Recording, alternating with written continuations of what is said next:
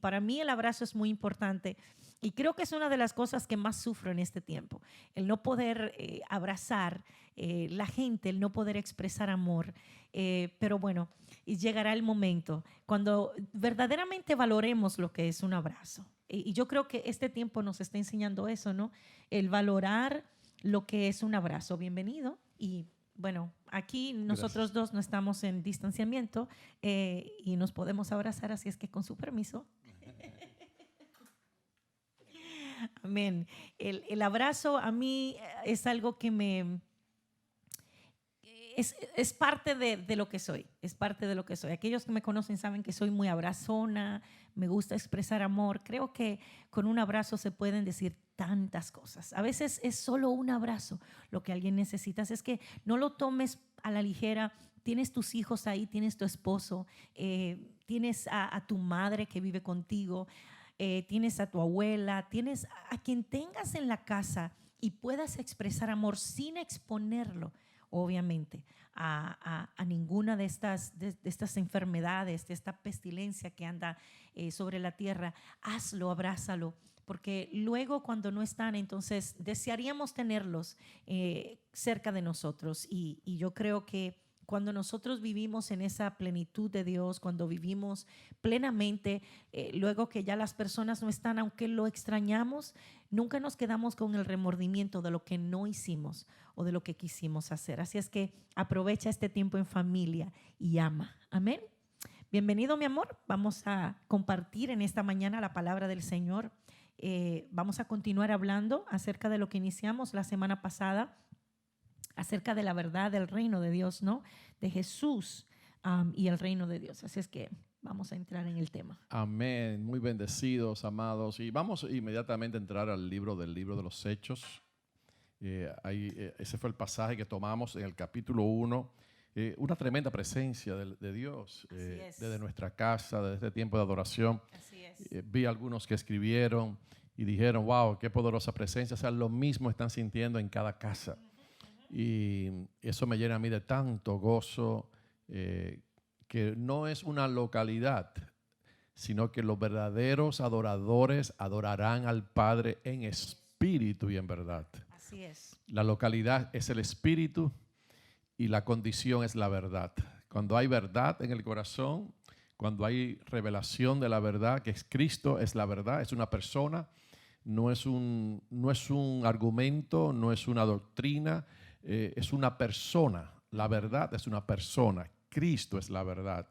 Y esa verdad nos hace libre, y no solamente nos hace libre, sino que la verdad, la presencia de Dios, en base a esa verdad que es Cristo, podemos adorar al Padre en cualquier lugar donde nos encontremos. Así es. No tenemos que estar físicamente en un lugar, porque eso era el paradigma de la mentalidad de la mujer samaritana. Dice, tus padres dicen que debemos de adorar allá, los judíos dicen que debemos de adorar en Jerusalén, y ella dice, no, pero nuestros padres dicen que tenemos que adorar acá. Y Jesús le dijo, créeme, hija, que ha llegado la hora, y la hora es. O sea, cuando una hora llega, y es. Jesús, que era bien bonito como expresaba las cosas, dice, cuando los verdaderos adoradores, no adorarán en aquel monte, no adorarán en este monte, no adorarán en Jerusalén, sino que los verdaderos adoradores adorarán al Padre en espíritu y en verdad. Porque tales, eso es lo que me gusta, Dios no busca muchas cosas. Mucha gente habla de, no, que Dios busca aquello, busca aquello, busca aquello. Sí, Dios quiere y desea que nosotros seamos obedientes, que caminemos de acuerdo a lo que Él ha dicho, estipulado en su palabra. Pero Dios busca corazones humildes. Dice que anduvo buscando toda la tierra, buscando corazones. Anda buscando personas que se paren en el vallado, que se pongan en intercesión por los hombres, como en este tiempo. Pero una de las cosas también que Él busca es verdaderos adoradores. Y creo que hemos sentido la presencia de Dios, la gracia de Dios fluyendo a través de este medio, y que podemos juntos adorar al Padre en espíritu y en verdad.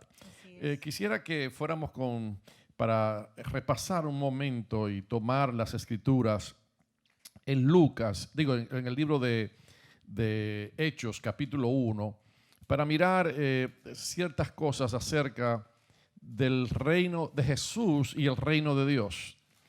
Hay algo que pasó en esta historia, ¿no? Algo tan poderoso, porque Jesús se aseguró antes de irse al cielo que el mensaje que la iglesia o esa generación, que es la que iba a continuar predicando el evangelio en la tierra, porque ya le iba a partir, ya no lo íbamos a ver más hasta la segunda venida. Jesús tomó un tiempo bien específico para enseñarle a sus discípulos la realidad y el verdadero mensaje. Cuando digo verdadero, no quiero decir que otros mensajes no son verdaderos, pero el énfasis, Jesús creo que quiso calibrar un enfoque y un lente donde el evangelio, donde la palabra de Dios, donde la gracia de Dios tenía que ser predicada, revelada, manifestada, y que desde allí, desde ese lente espiritual, emanara todas las cosas. ¿Cómo yo lo sé? Porque cuando Jesús le habla a los discípulos, y vamos a ver algo bien interesante ahorita, Jesús, las escrituras no estaban escritas. Cuando digo las escrituras, digo el Nuevo Testamento. Claro. Pero sí las escrituras, cuando él se refería a las escrituras, aun cuando en el libro de Timoteo dice que toda escritura, toda palabra escrita es útil para redarguir, para enseñar, para instruir. No se estaba refiriendo al Nuevo Testamento, se estaba refiriendo al Antiguo Testamento, a lo que se conocía en aquel tiempo. Luego después de la era, ¿no? Cuando comenzó, Jesús salió y comenzó Pablo y comenzaron los discípulos a moverse sobre la tierra, comenzaron a surgir cartas, pero no fue 100 años después que se canonizó, que se pusieron en un libro y se sellaron como la palabra exacta de que Dios había hablado y que Dios quería que esta palabra quedara por escrita.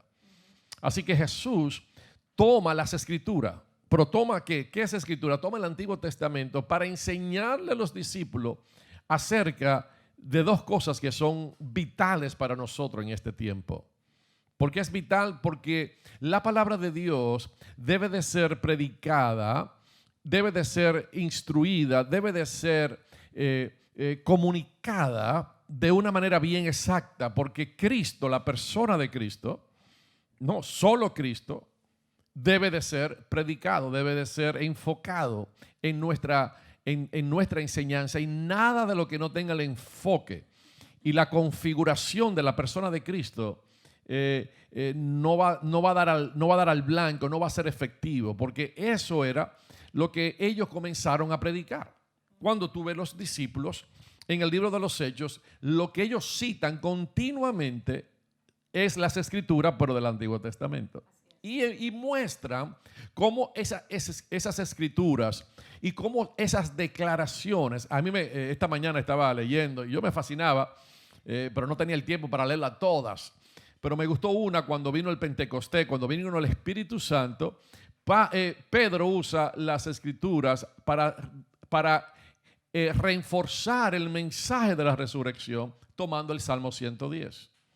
¿No? Y tomando también el Salmo cuando dice su Señor no le prometió que él no iba a ver corrupción. O sea, Cristo le fue revelado a David, y por eso David escribió algunos salmos que hablaban de la resurrección. Y como ellos entonces tomaron, después de pasar 40 días con el Señor, la claridad del mensaje. Y yo creo que una de las cosas que nosotros como iglesia en este tiempo que estamos viviendo, tenemos que tener una claridad exacta de qué es lo que nosotros debemos de predicar. Porque la predicación del evangelio tiene que tener una efectividad. Cuando digo efectividad, vamos a ver ahorita a través de las escrituras, porque cuando hablamos, ¿no?, de que ellos predicaron el evangelio, ellos lo predicaron de una manera muy específica y fueron específicos en lo que dijeron y cómo lo anunciaron. Y no solamente cómo lo dijeron y cómo lo anunciaron, sino que se manifestó. Por ejemplo, cuando Felipe estaba predicando en Samaria, dice, y le creyeron a Felipe. Wait, espérate. ¿Cómo es eso? En el capítulo 8, verso 12, ¿cómo que le creyeron a Felipe? Debía de creer ¿qué? El evangelio. Ahora, ¿por qué la Biblia usa? Es una expresión de la palabra creer y en el griego cambia el significado de la palabra porque lo que está diciendo era que Felipe era un testigo tan consciente de lo que él predicaba que el mensaje era uno con él. En otras palabras, la convicción que había en la iglesia primitiva, la convicción de la resurrección, el denuedo, la intrepidez, el valor, las pruebas que ellos habían recibido, que eran indubitables, que no se podían dudar, causaron que el mensaje de Felipe, la gente dijera, y creyeron a Felipe, o sea, le creyeron lo que él estaba anunciando. Porque no era un mensaje incompleto. ¿Por qué? Porque había allí hombres, incluso se convirtió un mago que hacía magia y se convirtió con él. Pero este hombre tenía una reputación ya en la comunidad. Pero Felipe viene y los cojos eran sanados, la gente era libertada, los demonios eran echados fuera. Y cuando la gente comenzó a mirar la evidencia de lo que él no solamente predicaba, sino de lo que él anunciaba, y cómo eso se manifestaba, entonces le creyeron al mensaje, le creyeron al Felipe, le creyeron al mensajero. El mensaje no solamente debe de ser predicado, sino debe de ser mostrado, debe de ser manifestado y debe de llevar el concepto y la realidad de que Cristo es nuestro Señor y Salvador y que Él fue el que el Padre destinó desde antes de la fundación del mundo para nosotros. Y por eso nosotros estamos diciendo, eso son las escrituras. Mucha gente habla, no que las escrituras, bueno, vamos a usar la Biblia, vamos a ver lo que Jesús dijo, qué fue lo que Él enseñó, qué fue lo que Él dijo, qué fue lo que pasó en las mismas escrituras. Porque muchas veces tenemos que tener más fe para creer algo que alguien dice que es realmente las escrituras, porque las escrituras son claras y específicas de que el evangelio del reino y el nombre de nuestro Señor Jesucristo, dice el evangelio del reino y el nombre de Jesús, el nombre de nuestro Señor fue predicado. Las dos cosas iban juntas, el mensaje del reino y el nombre y lo que Jesús había anunciado y hecho por ellos. Por eso ellos tomaron las escrituras y continuamente hicieron esta declaración. Ahora, diciendo eso, sería bueno que miráramos entonces en Hechos capítulo 1 para comenzar la enseñanza y poder mirar lo que Dios dice en su palabra. En Hechos capítulo 1, verso del 1 al 5. Y nos vamos a quedar ahí mientras leemos. Bien. Dice, en el primer tratado, oh Teófilo, hablé acerca de todas las cosas que Jesús comenzó a hacer y a enseñar, hasta el día en que fue recibido arriba, después de haber dado mandamientos por el Espíritu Santo a los apóstoles que había escogido, a quienes también, después de haber padecido, se presentó vivo con muchas pruebas indubitables, apareciéndoseles durante 40 días y hablándoles acerca del reino de Dios. Y estando juntos les mandó que se fueran de Jerusalén, que no se fueran de Jerusalén, sino que esperasen la promesa del Padre, la cual les dijo: oísteis de mí, porque Juan ciertamente bautizó con agua, mas vosotros seréis bautizados con el Espíritu Santo dentro de no muchos días. Ok, aquí vemos una tremenda declaración que Jesús hace. La semana pasada estuvimos hablando del primer tratado, o Teófilo, porque era la importancia de entender que Lucas era el escritor del libro de los Hechos. Y nos enfocamos de cómo Jesús comenzó a hacer y enseñar. No a enseñar y luego a hacer, sino cómo Jesús enseñó haciendo primero, manifestando primero, y luego cómo Él hizo lo demás. Y por eso... Podemos poner un ejemplo contextual en eso. Lo que Jesús hizo fue primero mostrar el oro para después imprimir el dinero. Ok, perfecto. O sea, porque ahora imprimimos el dinero sin tener oro que lo avale. Pero Jesús primero mostró el oro y después dijo, impriman el dinero. Amén. Así que él primero hizo. Sí. Mucha gente enseña pero no hace. Cristo él tuvo una particularidad y tiene que ver mucho con el concepto del discipulado.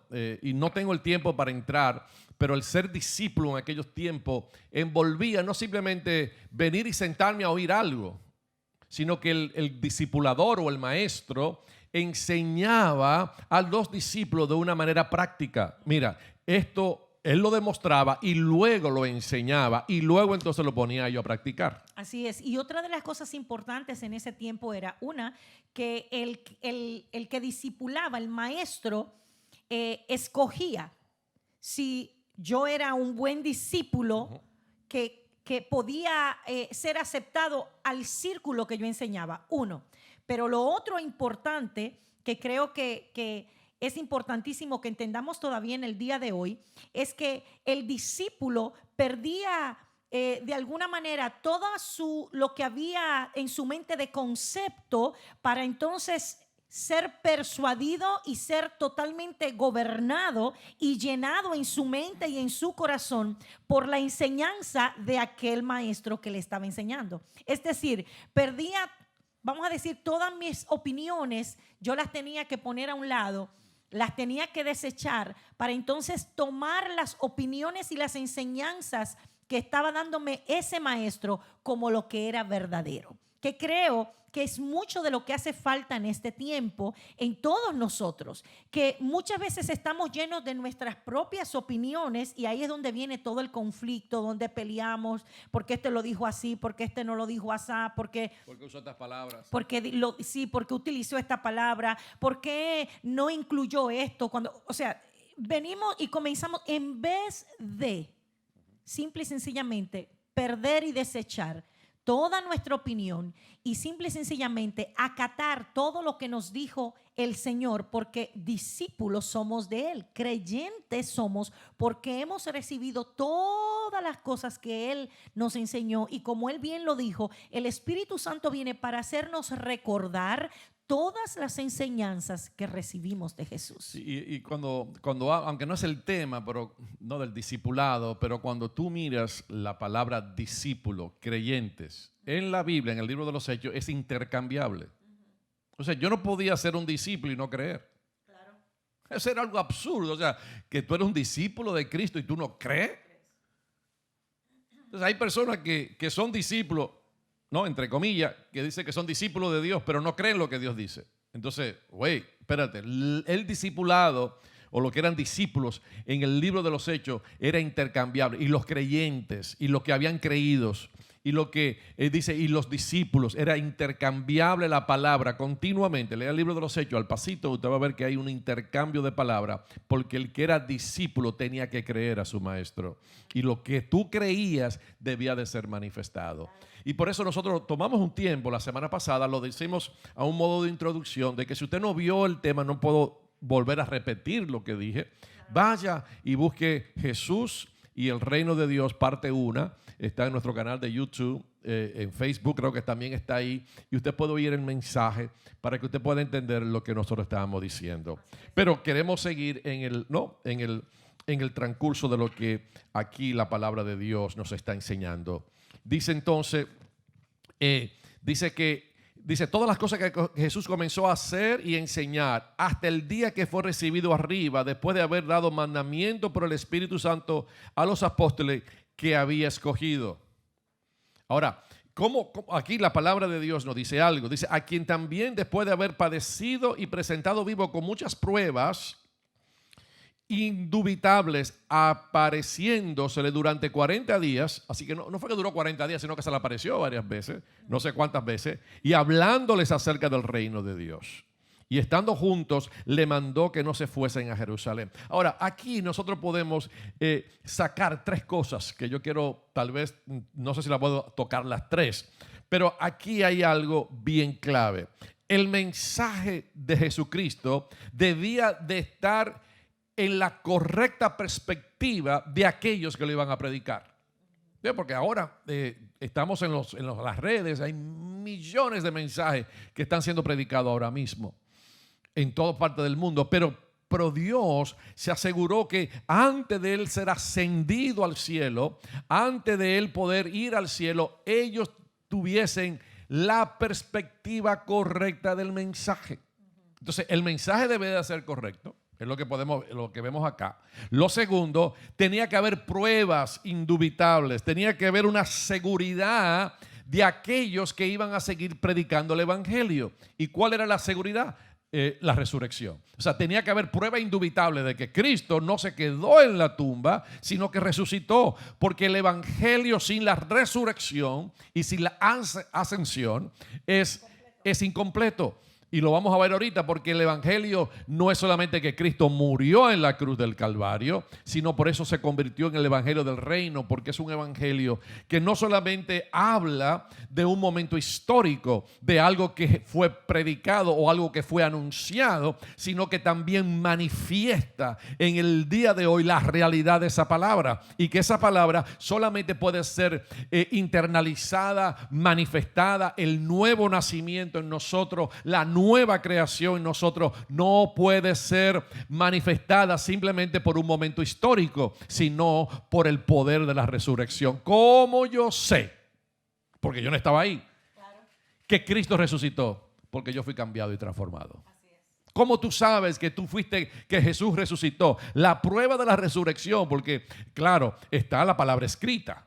Sabemos que Lucas ordenó todas las cosas, como él dice en Lucas capítulo 1. Dice: Teófilo, yo tomé, muchos han querido hablar de esto, pero yo la ordené. Y yo ordené los pensamientos y ordené cronológicamente el momento histórico de Jesús. Pero ahora no solamente tenemos la evidencia escrita, pero tenemos la manifestación de la realidad de esa palabra en la vida que nosotros hemos recibido, la nueva vida en Cristo Jesús. Y por eso, cuando Felipe predicaba, le creyeron a Felipe. No es que no creyeron al evangelio, es que le creyeron al mensaje, porque vieron el mensaje encarnado en una persona. Lo vieron como parte de una persona. Este tipo está seguro de lo que cree. Y lo tercero que vemos aquí es que Jesús le dice a ellos que se esperen, que no se vayan. ¿Por qué? Porque no solamente el mensaje debía ser correcto, la perspectiva correcta, que es el reino, y eso es lo que vamos tal vez tocar ahorita, tenía que tener seguridad del mensaje, tenía que haber pruebas indubitables, pero también el mensaje tenía que tener un poder que lo empoderara para ser predicado. Y por eso entonces tuvimos tres cosas que Jesús se encarga. Mira, el reino de Dios, Él le da la perspectiva correcta, le muestra las cosas indubitables de la resurrección y le dice: pero todavía, aunque ustedes tengan el mensaje correcto, aunque tengan el lente correcto, aunque ya estén seguros de que yo resucité, ustedes no se pueden ir a predicar hasta que ustedes no reciban el poder de lo alto. Entonces Jesús lo aguanta y le dice: espérense, porque aunque ustedes tengan el mensaje correcto, aunque tengan la evidencia correcta, pero carecen del poder.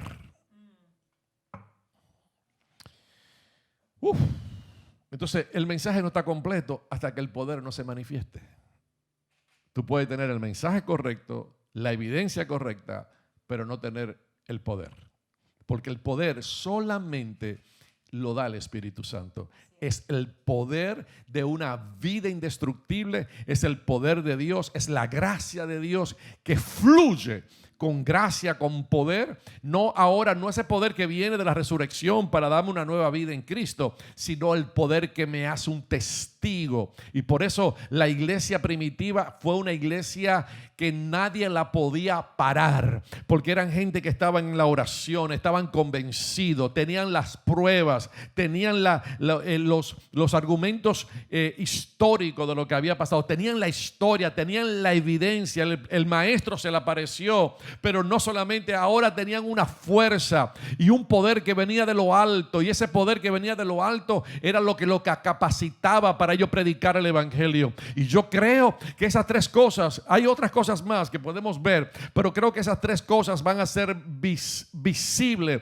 en este tiempo. No solamente vamos a tener una claridad del mensaje, no solamente vamos a tener un enfoque claro del mensaje, no solamente vamos a tener un lente correcto para mirar el mensaje, que lo vamos a ver ahorita, no solamente vamos a tener la evidencia, porque ya tenemos la evidencia escrita de la resurrección, tenemos las cosas, los factores y las escrituras y los documentos históricos de que Cristo resucitó, pero también tenemos el empoderamiento del Espíritu. Y hay personas que tal vez no les gusta eso por las manifestaciones, pero Dios, el Evangelio está incompleto hasta que el poder de lo alto venga sobre nuestras vidas, para que el Evangelio no sea, como decía Pablo, de palabras solamente, sino de demostración de espíritu y de poder. La palabra son espíritu y el poder de la palabra está en el Espíritu, y cuando el Espíritu Santo viene a nuestras vidas,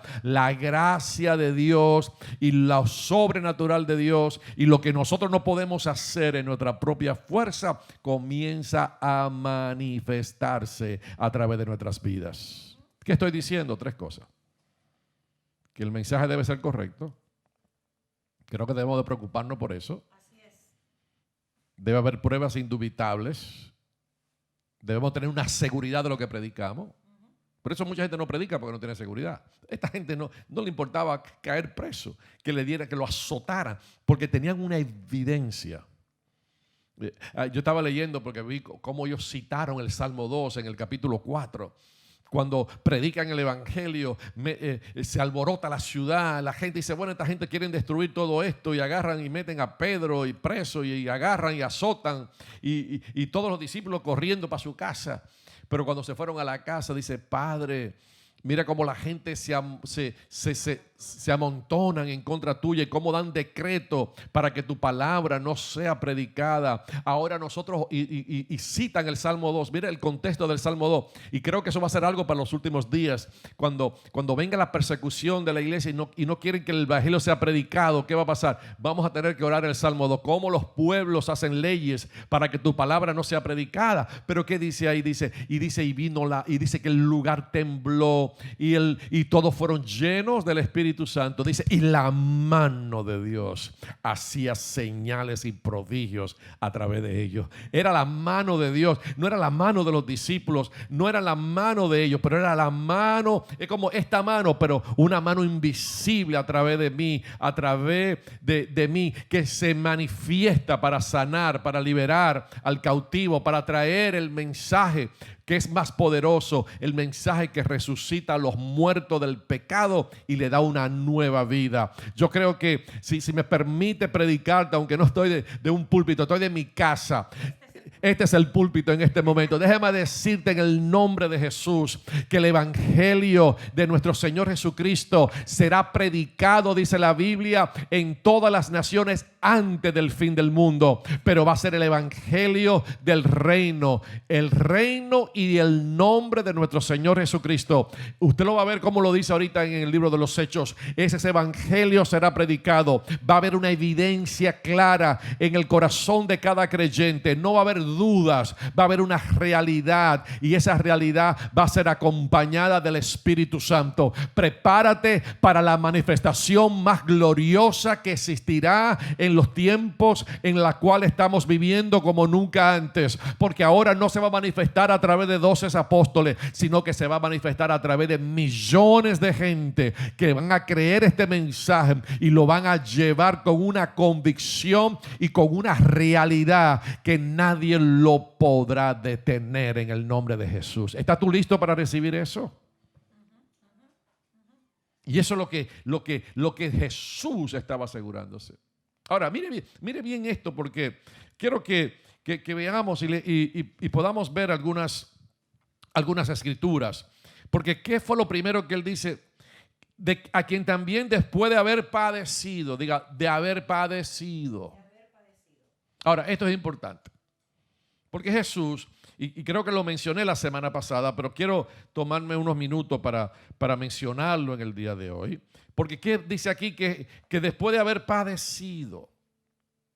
O sea, no niega la realidad de que Cristo padeció en la cruz. Eso era bien importante. Era bien importante porque fue lo que los discípulos no entendieron. Y era lo que era difícil para una mentalidad judía, creer que su Dios, no, el Dios único, el que venía, el Mesías, el que venía a librarlo de la opresión de los romanos, tenía que padecer y morir. Y dice, ¿qué evangelio es este? Es un evangelio sin poder. Pero lo que no sabían, que el padecimiento de Jesús era lo que iba a traer la resurrección. Porque al morir y ser enterrado, Él tenía entonces que resucitar. Y cuando resucitó, tomó dominio de la muerte, del pecado, y resucitó ahora en un cuerpo glorificado, que es el cuerpo que Jesús ahora tiene en los lugares, sentado a la diestra de Dios Padre, en la majestad de las alturas. Entonces era importante entender de que después de haber padecido, entonces cuando el evangelio solamente se queda en los padecimientos, yo no digo que los padecimientos no es importante explicarlo, no, quiero hacer la aclaración. Lo que estoy diciendo es que yo no puedo vivir en los padecimientos. Los padecimientos, cuando se predican los padecimientos, es para que yo me convierta y sepa que en vez de yo haber sufrido, alguien tomó mi lugar.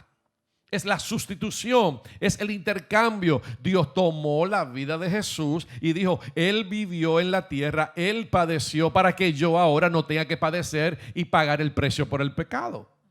El padecimiento de Jesús, los sufrimientos de Jesús, lo que anuncian es que ya yo no tengo que pasar por eso, y en gratitud, y por eso cuando Pedro le habló de todo eso, dice que se compungieron sus corazones. Esa palabra compungir es una palabra muy fuerte en el griego. Es como que si alguien te apretara el corazón, el Espíritu Santo apretar. Ustedes lo mataron, lo eligieron mejor un ladrón en vez de Jesús. Él padeció en la cruz la vergüenza, pero dice, ¿y ahora qué tenemos que hacer? Y Pedro dijo, arrepentirse. ¿Ve? Cuando los padecimientos son presentados, los padecimientos vienen para darnos a nosotros la revelación de que ya yo no tengo que hacer ningún sacrificio por mí mismo. Y no solamente eso, sino que ahora Jesús no solamente padeció, sino que también resucitó, y eso es lo que estaba aquí mostrando. Pero el problema de los discípulos era que ellos no podían ver y entender el padecimiento.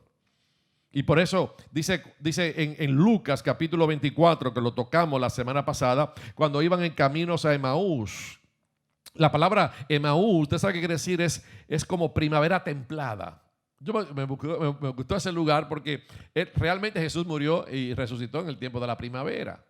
Dice, quiere decir primavera templada, aguas termales.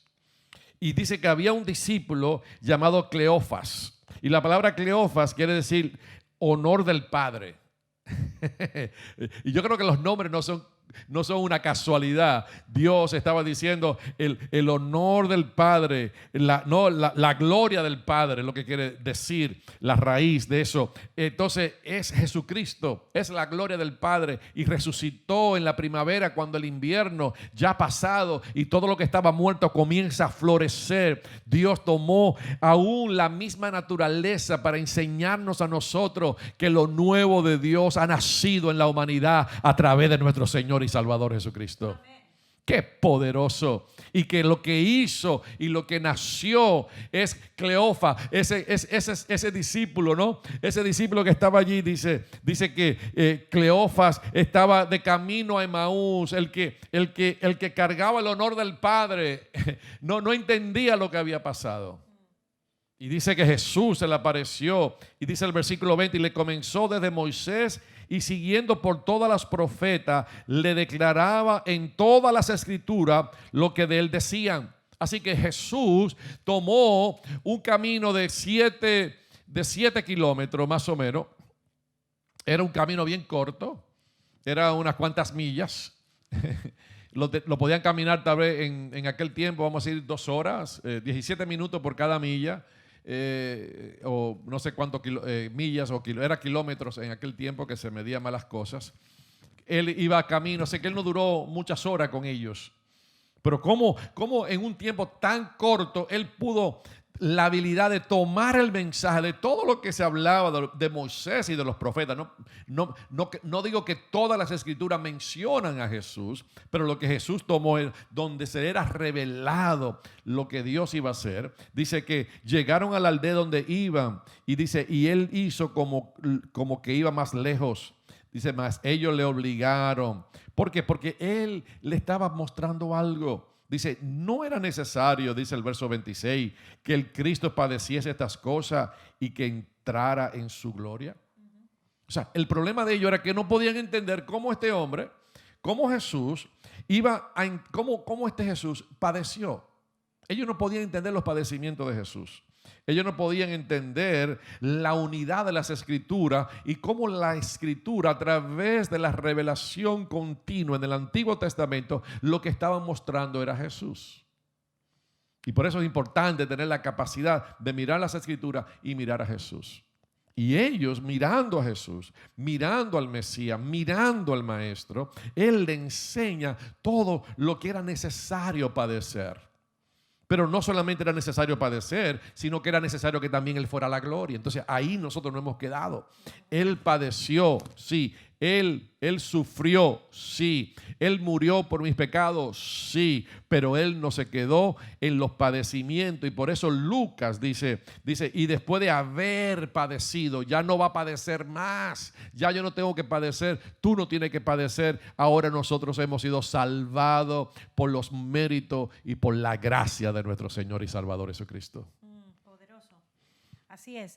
Entonces, nuestros padecimientos presentes no tienen nada que ver con un padecimiento de culpabilidad, correcto, ni de maldición, ni de condenación, sino que nosotros a través de su padecimiento fuimos libertados de toda maldición, de toda atadura.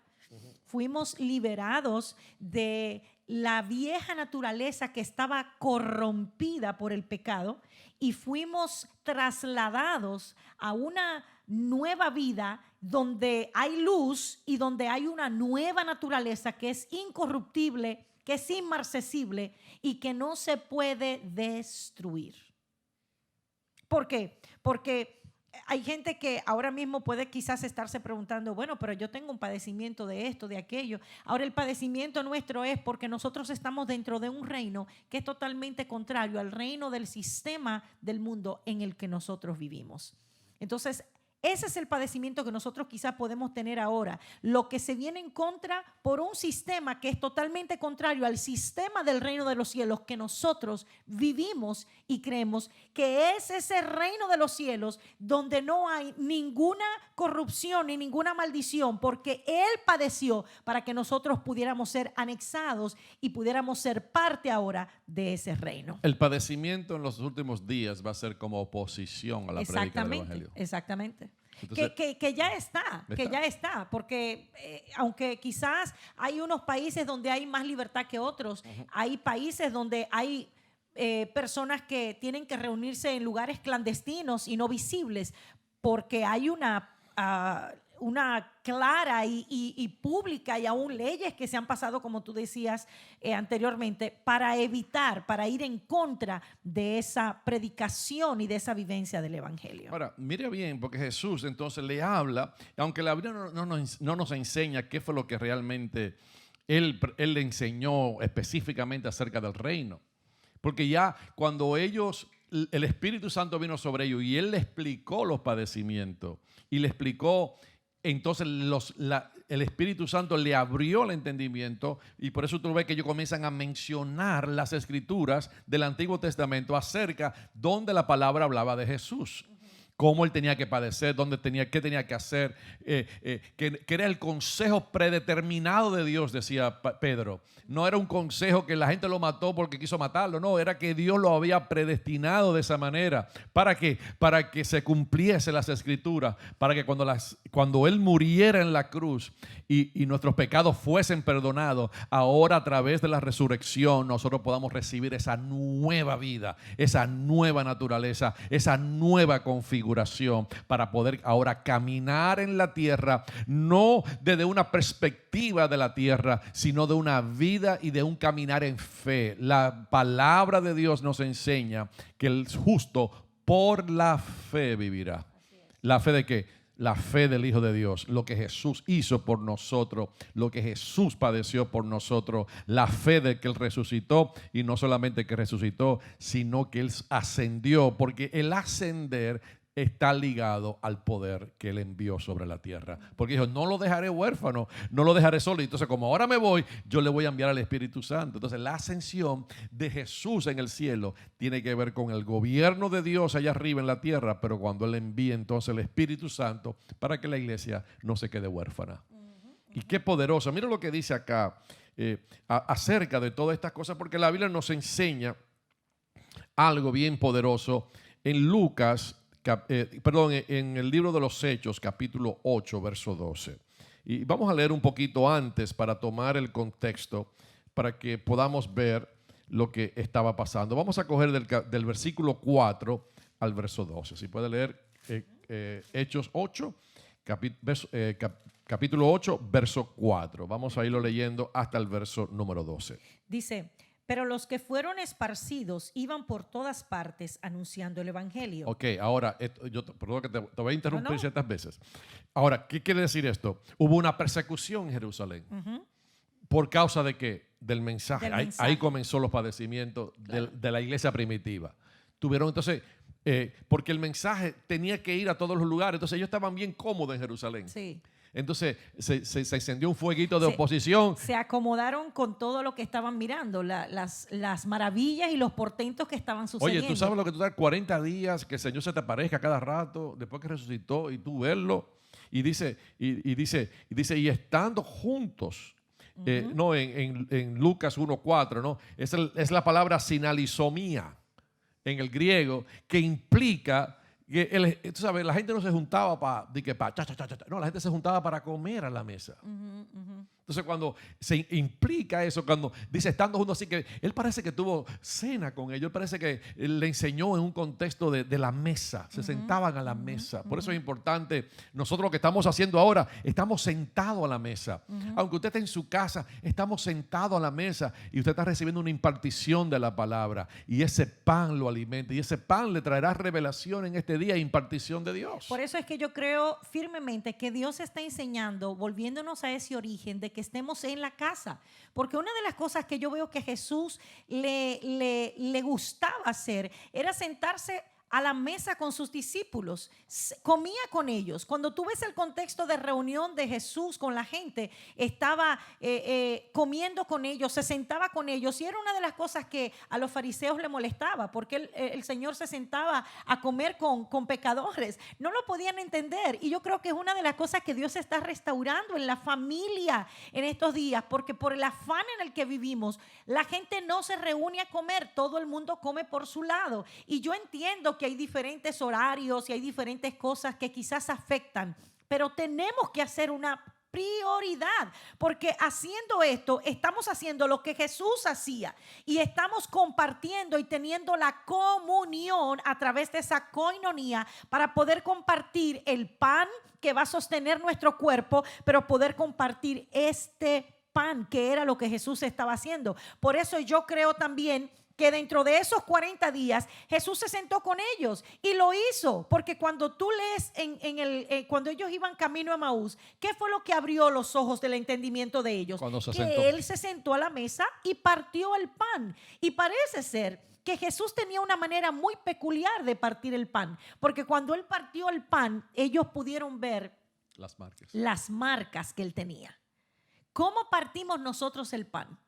¿Está mostrando a Jesús? ¿Lo estamos partiendo de la misma manera que Jesús lo partió? Yo creo que eso ha de manifestar lo que es el reino de Dios y su justicia. Cómo nosotros partimos y repartimos ese pan a la gente va a denotar que el reino de Dios es lo que está siendo predicado que el reino de Dios, no un ministerio, no nosotros, no un nombre, sino el reino de Dios siendo predicado y ser puesto a la mano como Jesús lo puso a la mano de nosotros y luego hizo que fuera internalizado en nosotros, porque estaba a la mano, estaba cerca, pero ahora está entre vosotros. Y por eso Jesús tenía que asegurarse cuál era el mensaje. Exactamente. Porque ellos tenían que ir ahora, era la primera generación que iba a salir después que Jesús partiera. Y él le tenía que delegar eso, porque la primera generación, si se equivocaba del mensaje, no iba a llegar 21 siglos después a nosotros de la manera correcta. Exactamente. Y por eso hay tantas opiniones, tantas cosas, pero es tan sencillo mirar las Escrituras y mirar lo que Jesús dijo en la palabra. O lo que pasó en la iglesia, porque está aquí. Esta es la Biblia, ¿no? Solo Escritura, aquí está. Aquí está la Biblia, vamos a leerlo. ¿Qué dice la palabra de Dios? Entonces dice, entonces Felipe, descendiendo a la ciudad de Samaria, les predicaba ¿a quién? A Cristo. A Cristo. Pero mire bien lo que pasa acá. Entonces, Cristo ahora es el mensaje. Así es. Jesús vino a la tierra a predicar y a mostrar al Padre. Ahora Él se convierte en el mensaje. En el mensaje. Entonces, esto es bien importante. Ahora, ¿qué dice el verso 6? Dice,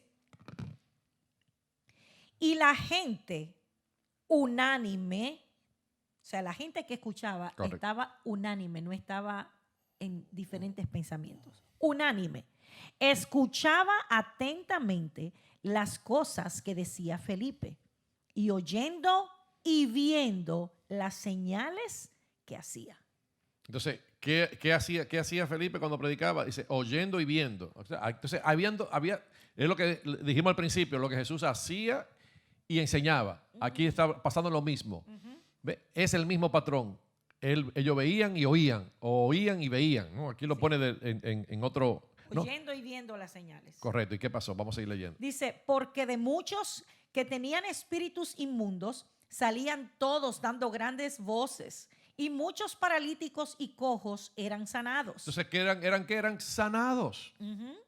Ahora, ¿por qué eran sanados? Porque el evangelio era demostrado y estaban predicando a Cristo.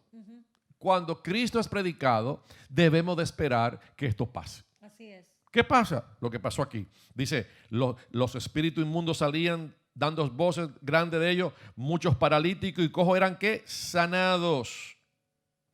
Y dice el verso 8, dice, y así que había ¿qué? Gran gozo en aquella ciudad.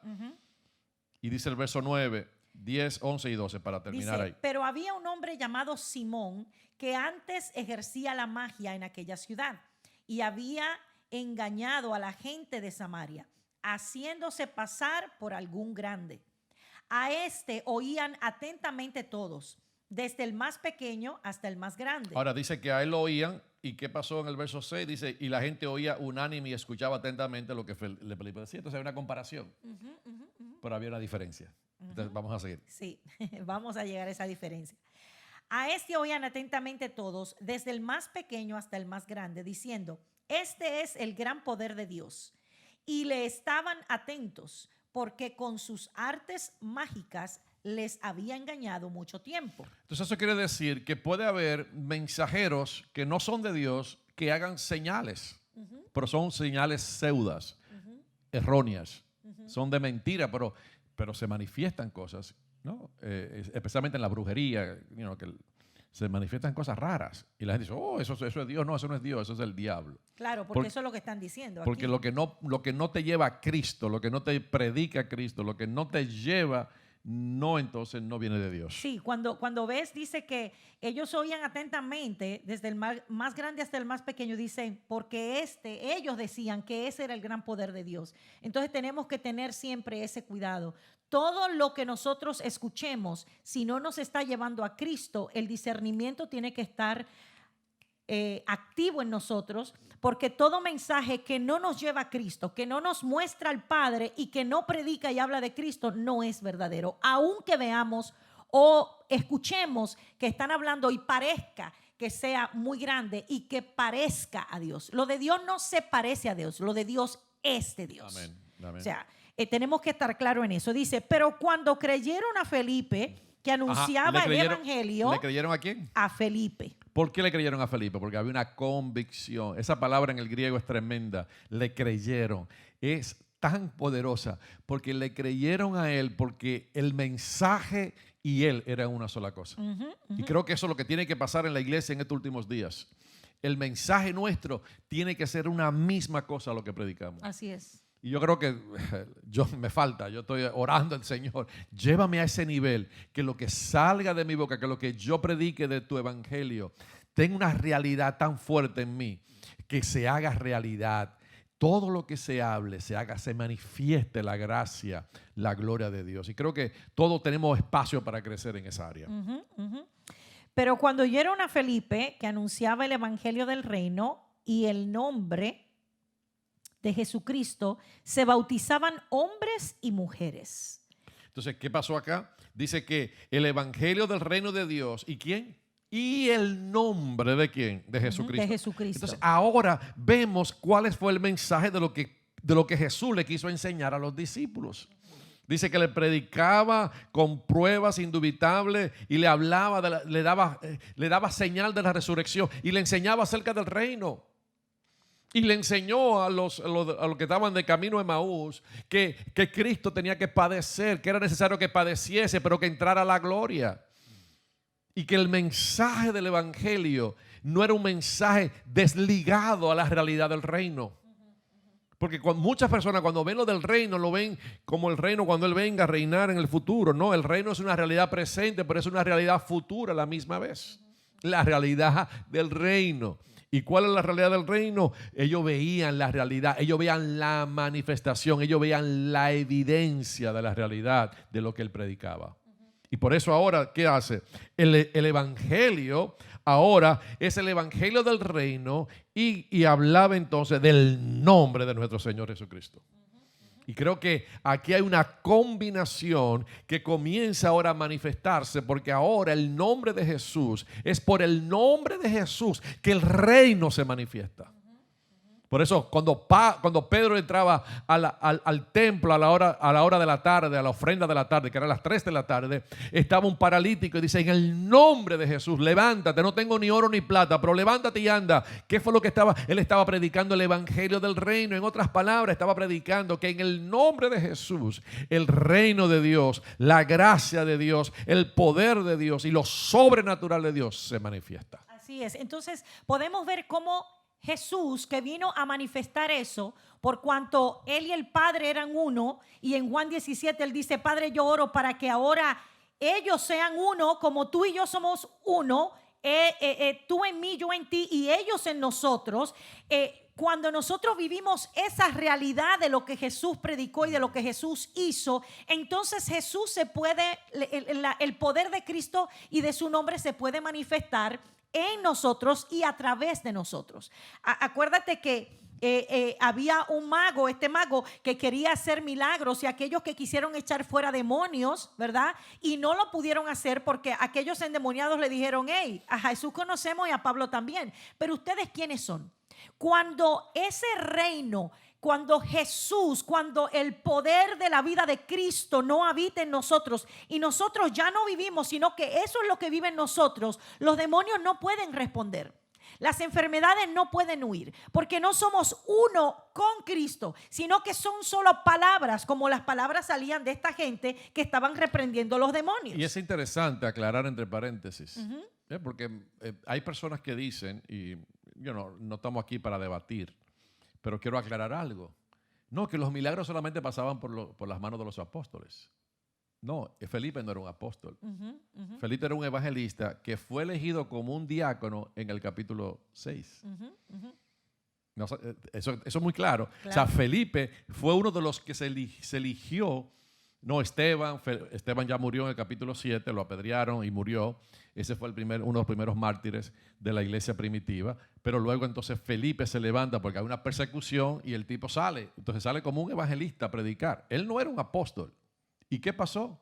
Que a través de un evangelista también los milagros y las señales y los prodigios se estaban manifestando en el libro de los Hechos. Y él estaba predicando el evangelio del reino y el nombre de nuestro Señor Jesucristo. En otras palabras, él estaba siendo una respuesta de lo que Jesús está orando al Padre en Juan 17. Dice, yo he terminado la obra, o sea, yo te he glorificado. Padre, he terminado la obra, te he glorificado. Eso de te he glorificado es te he manifestado. He hecho lo que tú me enviaste a hacer. Esa es la manera de glorificar. Te he obedecido. He hecho todo aquello que tú me enviaste a hacer. Ahora, Padre, que ellos te glorifiquen a ti como yo te he glorificado. O sea, que ellos te manifiesten, que ellos te obedezcan, que ellos hagan las mismas obras que yo vine a hacer en la tierra para que puedan manifestarte a ti y para que el mundo pueda creer. Por eso si vamos al libro de los Hechos, al capítulo 19, vemos la misma cosa. Pablo está en Éfeso, el capítulo 19 del libro de los Hechos. Vamos a ir todos allí porque quiero enseñar y luego vamos a orar al final. Quiero ir 19 del libro de los Hechos. Aquí vemos a Pablo que está en Éfeso. Él se despide de ellos, dice, bueno, miren, señores, yo no lo voy a ver más a ustedes.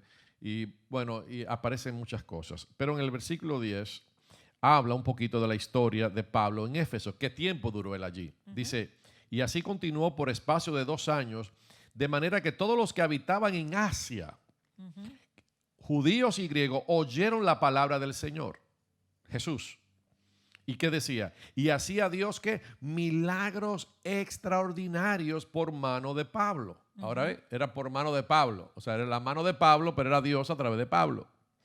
¿Qué hacía Dios? Milagros extraordinarios. Ahora hace un énfasis. Ya no eran simplemente milagros.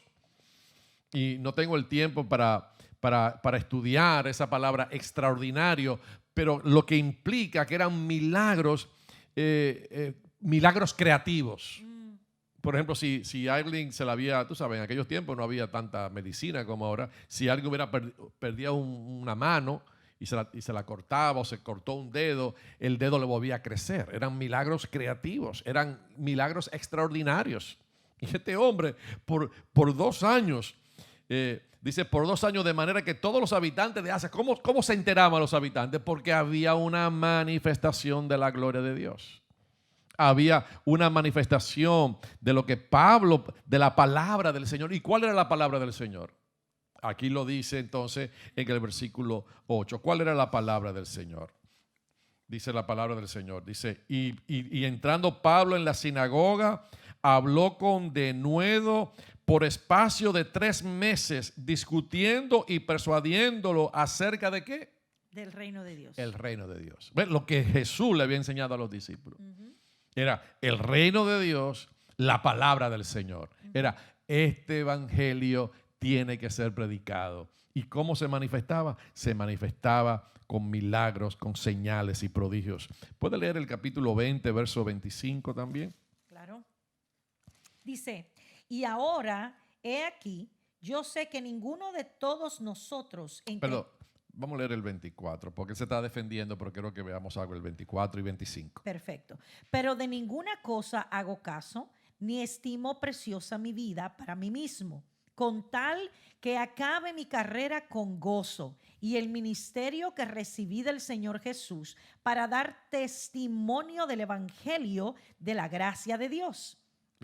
Ahora habla del evangelio de la gracia de Dios, que es el mensaje de Jesucristo.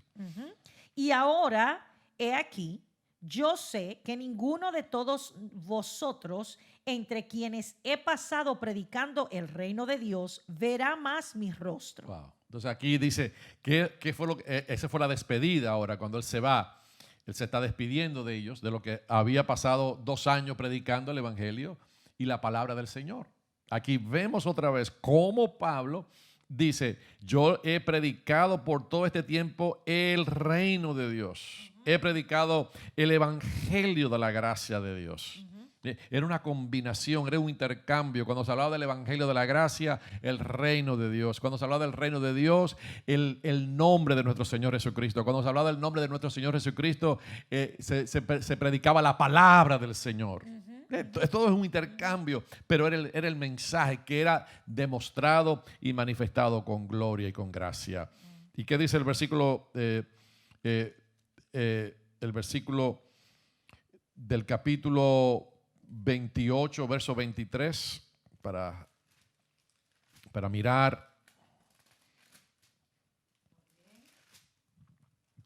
Dice, y habiéndoles señalado un día, vinieron a él muchos a la posada, a los cuales les declaraba y les testificaba el reino de Dios desde la mañana hasta la tarde, persuadiéndoles acerca de Jesús, tanto por la ley de Moisés como por los profetas. Ahí está otra vez, el reino de Dios. Y él entonces, lo que hizo Jesús con los discípulos en Emaús, le hablaba de Moisés y de los profetas acerca de lo que decía la Biblia acerca de él.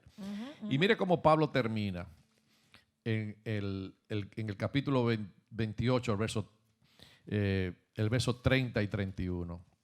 Dice, y Pablo permaneció 2 años enteros en una casa alquilada y recibía a todos los que a él venían, predicando el reino de Dios y enseñando acerca del Señor Jesucristo abiertamente y sin impedimento. Aquí Pablo está preso y en la cárcel, preso en la cárcel. Ahora él estaba ¿qué? Predicando el evangelio. ¿Dónde comenzó la iglesia? En una casa. Donde Pablo termina su vida, sus últimos años en Roma, en una casa alquilada. Y en esa casa, ¿qué hacía? La gente venía y él predicaba el reino de Dios y la palabra conjunción, y enseñaba acerca del Señor Jesucristo y nadie se lo impedía. Así que una de las realidades en la cual nosotros tenemos que vivir en este tiempo es tener el evangelio y el mensaje correcto. Jesús fue la encarnación de ese mensaje. Por eso duró 40 días.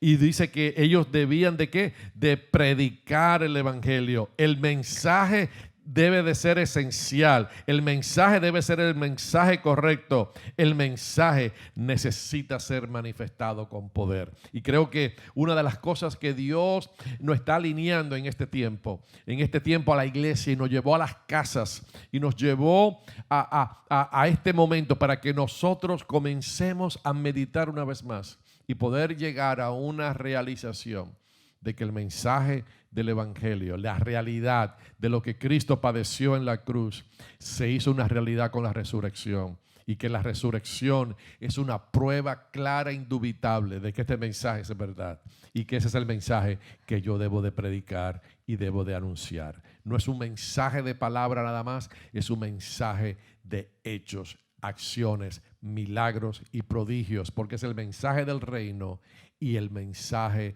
de nuestro Señor y Salvador Jesucristo. ¿Tú te imaginas que toda la iglesia del Señor, no importa en qué lugar esté, en qué nación, de qué tribu vengas, qué lenguaje hables, qué idioma, qué dialecto puedas hablar, que todos tomemos esta oportunidad ahora en este encierro y comencemos a meditar cuál es el mensaje que está transmitiendo nuestra predicación? Si verdaderamente estamos hablando del nombre de Cristo, si es Cristo el que está siendo a Cristo, a quien está siendo llevada la gente cuando nosotros predicamos, cuando nosotros hablamos, si realmente somos el mensaje en vez de predicarlo, somos el mensaje, nos hemos convertido en ese mensaje, si estamos llevándole a la gente el reino de Dios y su justicia, que dicho sea de paso es lo que Jesús dice, busquen primeramente el reino de Dios. O sea, cuando Jesús dice esto, está sitiando como una prioridad buscar el reino. Y nosotros muchas veces no tenemos eso como una prioridad. Buscamos primeramente las obras en vez del reino. Las obras van a venir como una consecuencia de haber buscado el reino. Tenemos que tener eso claro y preciso. Cuando nosotros estamos hablando del reino de Dios y de todas estas cosas que se manifestaban, no estamos hablando de que simplemente busca el milagro de Dios. No estamos hablando de un evangelio ilusionista. Estamos hablando de que hay una realidad y una verdad escrita en esta palabra que Jesús habló, y es que hay algo que indudablemente se va a manifestar cuando nosotros hablamos y enseñamos a Cristo, cuando el mensaje es cristocéntrico, cuando el mensaje es acerca del reino, cuando nosotros llevamos a la gente a buscar el reino de Dios y su justicia, para que todo lo que nosotros querramos sea añadido. Yo entiendo en este tiempo que si nosotros comenzamos a evaluar, aunque tengamos un rango alto de intelecto, aunque hayamos estudiado mucho, aunque tengamos mucho conocimiento, si tomamos este tiempo para nosotros indagar, porque cuando tú te encierras es para que tú te mires internamente. Cuando te van a chequear internamente, vas a una visita de médico, te hacen quitarte toda la ropa. ¿Para qué? Para poderte indagar, para poderte chequear correctamente, para poder chequear cada parte de ti. Y yo creo que este encierro es para que nosotros nos quitemos todo el manto, todo el nombre, todo el nivel ministerial que hemos alcanzado. Es para que nos quitemos toda la ropa que nosotros nos hemos puesto con los nombres que hemos recibido por la función que nosotros hacemos en el ministerio. Y para que el Espíritu Santo, que es el que está aquí, que es el Padre ahora, porque cuando Jesús dijo no los voy a dejar huérfanos, enviaré un consolador, otro consolador, está hablando de orfandad, para que ese Padre a través del Espíritu Santo nos pueda comenzar a chequear, pueda comenzar a tomar el detector del latido de nuestro corazón para saber cómo estamos nosotros verdaderamente y entonces poner la palabra del reino de Dios para que el nombre de Cristo sea puesto en nuestros labios. Entonces así comience a manifestarse uno de los avivamientos mayores, no solamente en esta ciudad de Nueva York. Amados, el avivamiento no es una cosa que viene a causar ruido. El avivamiento no es algo que está fuera del contexto de la palabra. En medio de la persecución más grande que recibieron los apóstoles, se manifestó el mayor avivamiento porque el nombre de Dios era escuchado. Cuando encarcelaban a un apóstol, corría esa noticia, pero también corría la noticia de cómo eran liberados, de cómo la gente en la misma cárcel era sanada, era salvada, de cómo las familias venían al reino de los cielos. Eso es avivar. Avivar es despertar. Avivar es tener un despertar a aquello que estábamos dormidos. Y eso tiene que venir, tiene que suceder. No solamente en el lugar donde estamos, sino en todas las naciones de la tierra. El reino de los cielos Amén. Tiene que ser predicado para que venga el fin. Eso es lo que dice la palabra. Tú sabes que me llama la atención porque hay muchos escritores, muchos comentarios que dicen que este libro no se debe llamar el Hechos de los Apóstoles. Y me llamó la atención, porque cuando oí las explicaciones de que dice, esto fue lo que Jesús comenzó a hacer y enseñar en el primer tratado, Lucas, ¿no? El Evangelio. Pero aquí fue lo que Jesús comenzó a hacer y a enseñar después que resucitó. Entonces le dice, no debe ser llamado el Hecho de los Apóstoles, sino debe ser los Hechos del Jesús resucitado, que ahora a través de la presencia del Espíritu Santo está morando en el corazón de los creyentes y continúa Él predicando y manifestando lo que Él hizo hace 2000 años atrás cuando caminaba por las aldeas, pero que ahora lo hace a través de sus hijos. Y yo, wow, qué poderoso. No es el libro de los apóstoles, es en los hechos del Cristo resucitado a través de la iglesia por el empoderamiento del Espíritu Santo. Es que si te das cuenta, lo que ellos están haciendo, los apóstoles, como hemos leído, es verdaderamente eso, poniendo en alto aquello que ellos habían visto. Por eso es que cuando Pedro es encarcelado y lo amenazan de que si sigue hablando en ese nombre, le dicen no vuelvan a hablar en ese nombre o les va a ir peor. Estoy parafraseando lo que está diciendo. Y Pedro se para y hace una declaración poderosa. Dice, yo no podemos dejar de hablar de lo que hemos visto y de lo que creímos.